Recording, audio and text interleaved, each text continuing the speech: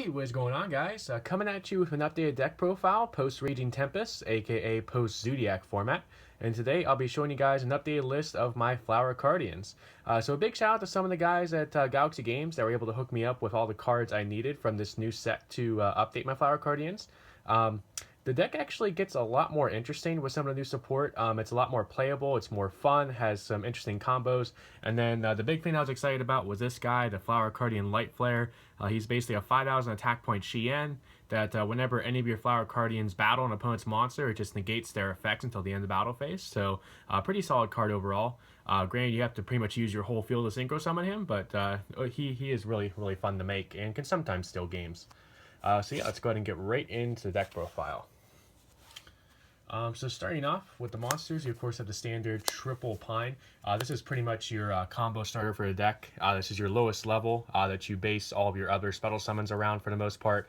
And then when he's normal or spell summon, you get to draw a card, show it. If it's a Flower Cardian, keep it. If not, send to the graveyard. And then if he is destroyed by battle or card effect, you get to draw a card. So overall, pine really essential to starting off your combos. Next, we have the triple Zebragrass. If you control a level 7 or lower monster, you can spell summon Zebragrass from hand. And then if you do spell summon him that way, you can only summon Flower Cardians that turn. And then when he is normal or spell summoned, you can basically do a Cosmoton effect, shovel back Flower Cardian cards from your hand back into the deck, and then draw the same number of cards. So yeah, Zebragrass overall just really nice for trying to unclutter some clogged hands. Next, we have the triple Willow.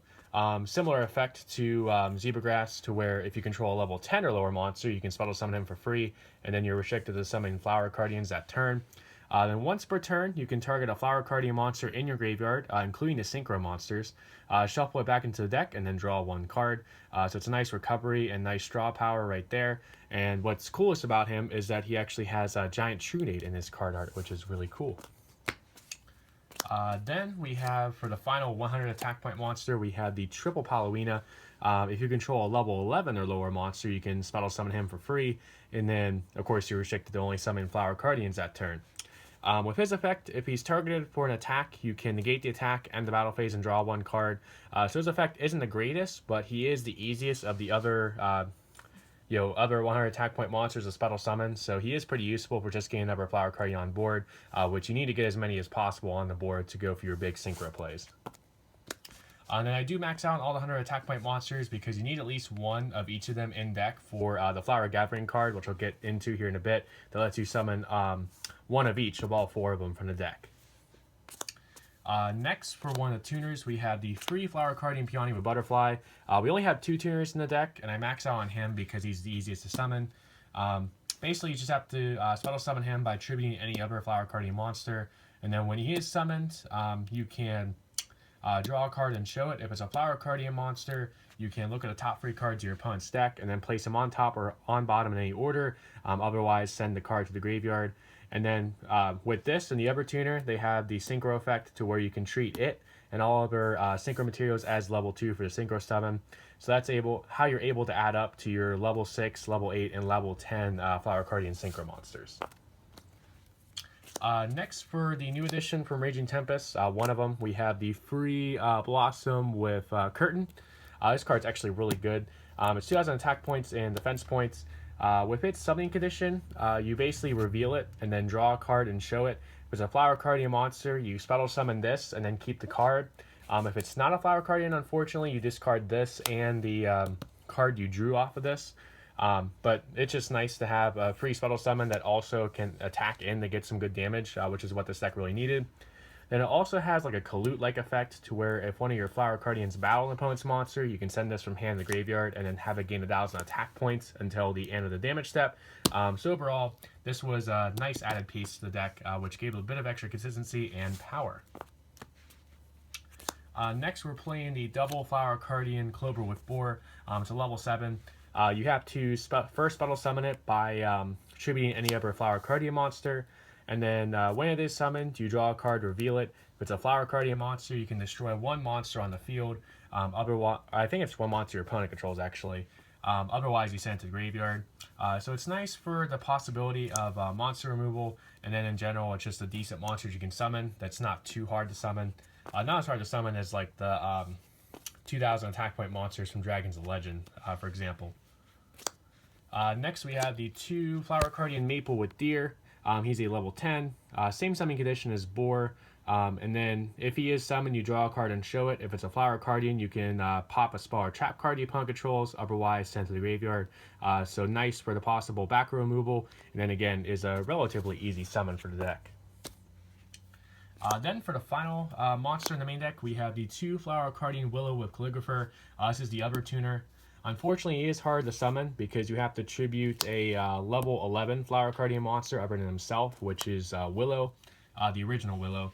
And then if he's summoned, you can draw a card and show it. If it's a Flower Cardian, you can special summon it. But if it's not a Flower Cardian, you send it to the graveyard. And then again, it has the same synchro effect to treat itself and all other synchro materials as level 2. I play this at 2 because you just need to see at least one of the tuners to be able to make any kind of plays with this deck. So I just wanted to play more than one just to increase my chances of being able to see at least a tuner. And then I don't play any of the other 2000 attack point Flower Cardians from Dragons of Legend. You know, the things like, Pine with Crane and Zebragrass with Moon.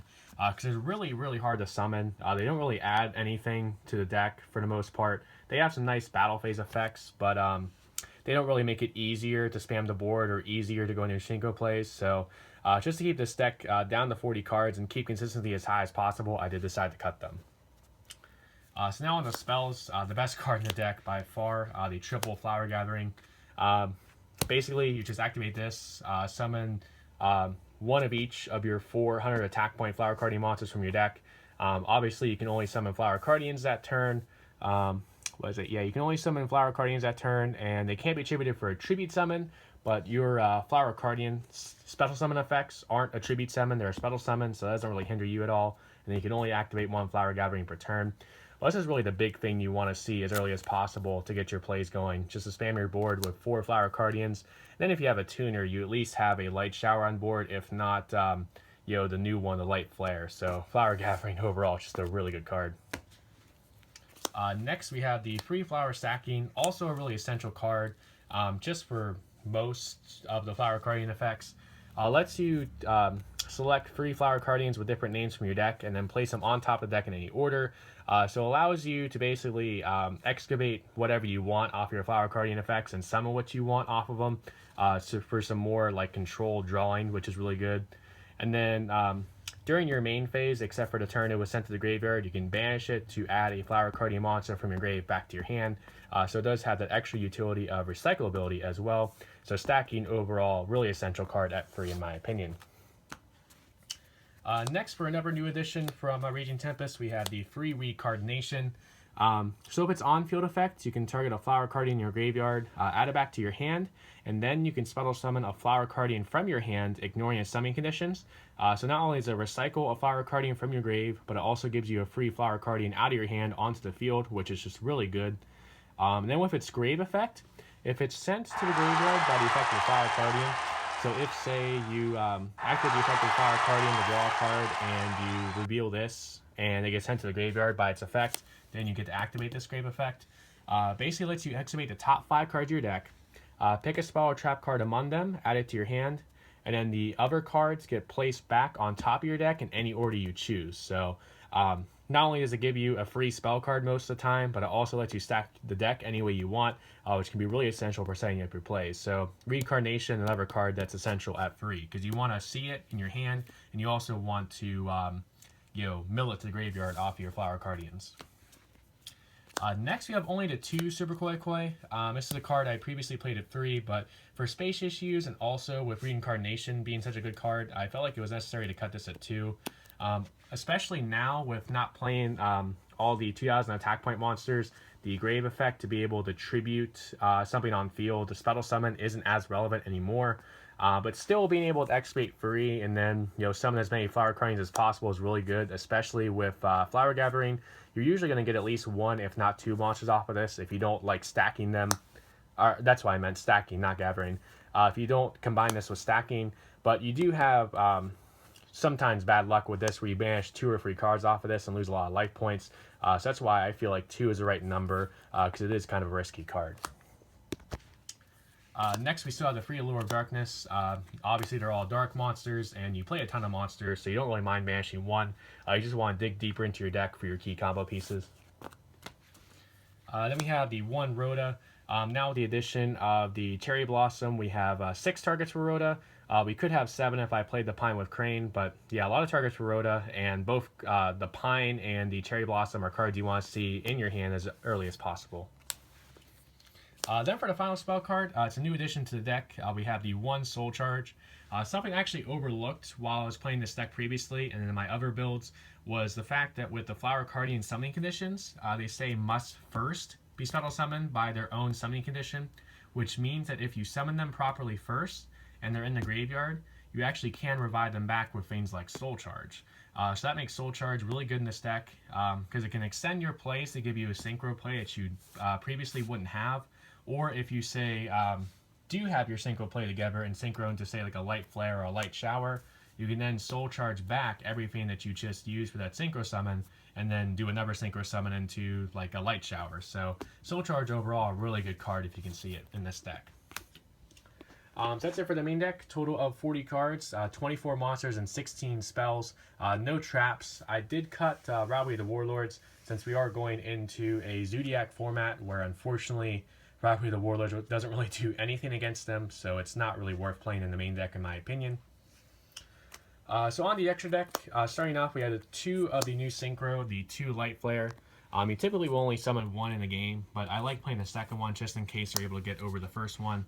As I said previously, it's a 5,000 attack point Chien that also says no to battle phase monster effects as well. So overall, just a really beefy monster.